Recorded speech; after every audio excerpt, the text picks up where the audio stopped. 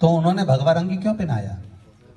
विरोध का मूल कारण ही केवल इतना सा है कि उन्होंने अगर कपड़े ही पहनाना थे तो नीले पहना देते, कोई हरा पहना देता, कोई काला पहना देता। कोई जरूरी है कि उसको भगवा रंग के ही कपड़े पहनाना?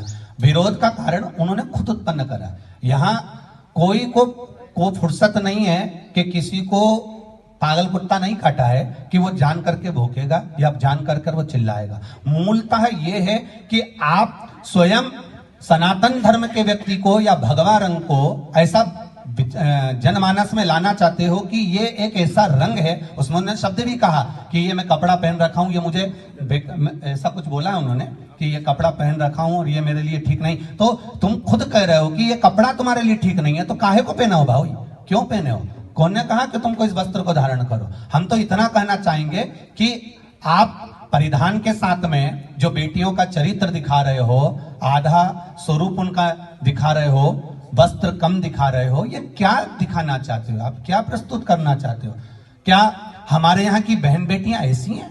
क्या हमारे भारत भूमि की बेटियां ऐसी हैं? आप उस फिल्म को बना रहे हो भारत में दिखाने के लिए, आप उस फिल्म को बना रहे हो इस भारत की भूमि को दिखाने के लिए। तो मेरे भारत भूमि की बेटियां ऐसा परिधान नहीं पहनती हैं जो परिधान तुम दिखाने का प्रयास कर रहे हो। या मेरे भारत की भूमि पर रहने वाली बेटियां इस तरह का वस्त्र धारण नहीं करती हैं। ये हम दिखाकर उनके परिधान को बदलना चाहते हैं। हम उनको उस भगवा रंग को दिखाकर ये भूमि को दिखाने के लिए। तो मेरे भारत भूमि की बेटियां ऐसा परिधान नहीं पहनती हैं जो परिधान तुम दिखाने का प्रयास कर रहे हो। या मेरे भारत की भूमि पर रहने वाली बेटियां इस तरह का वस्त्र धारण नहीं करती हैं। ये हम दिखाकर उनके परिधान को बदलना चाहते हैं। हम उनको उस भगवा रंग को दिखाकर ये दिखाना चाहते हैं कि आप इससे दूर रहें या इससे बचने का प्रयास करें। तो ऐसी फिल्मों को तो वास्तवता है कि देखना ही नहीं चाहिए। जब तुम कश्मीर देखने नहीं गए तो हम क्यों पठान देखने जाएंगे? रहेगा आरएसएस और बजरंग दल का नाम इसलिए लिया गया, इन दोनों को कभी चुनाव लड़ते देखा है आपने? आरएसएस को कभी चुनाव लड़ते देखा है? बजरंग दल को कभी चुनाव लड़ते देखा है? ये किस पार्टी के हैं किसको मालूम है? कभी इनका बंदा कोई खड़ा हुआ हो कि मैं बजरंग दल का हूं और आपको मेरे को बजरंग दल को आपको वोट देना? कभी ये कहा हो कि बजरंग दल को वोट देना? कभी कहा हो कि आरएसएस को वोट देना हो तो जरूर मेरे पास लेकर आना। क्योंकि जब जब सनातन धर्म पर आंच आती है, कहीं बाढ़ आती है, उस समय पर ये नहीं देखा जाता कि ये कौन सी पार्टी का है। उस समय पर देखा जाता है ये हिंदू है, सनातनी है या संसार में जन्म लेने वाला मनुष्य है।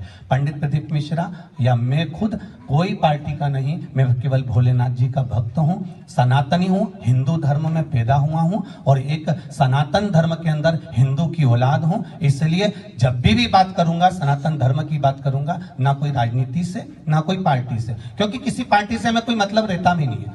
ये व्यासपीठ किसी पार्टी की नहीं रही। पार्टी तो आज एक पद की है, दूसरे दिन कोई दूसरा बैठ जाएगा, तीसरे दिन कोई तीसरा बैठ जाएगा, चौथे दिन कोई चौथा बैठ जाएगा। ये राजनेता अपनी जगह स्थान छोड़ सकते हैं, पर अपनी जो गादी है व्यासपीठ है उसकी मर्यादा ये है, ना तो कभी आरएसएस ने चुनाव लड़ा ना कभी बजरंग दल ने चुनाव लड़ा। ये वो दल हैं, ये वो संघ हैं जो हमारे दुख के समय पर, जब आपके यहाँ कष्ट आता है, अभी बैतुल में कहीं की बाढ़ आ जाए, कोई भूकंप आ जाए, कोई दूसरा आकर बता दे तो बताना, बजरंग दल का व्यक्ति या आरएसएस का व्यक्ति या विश्व हिंदू परिषद का व्यक्ति या हिंदू समिति के व्यक्ति अपनी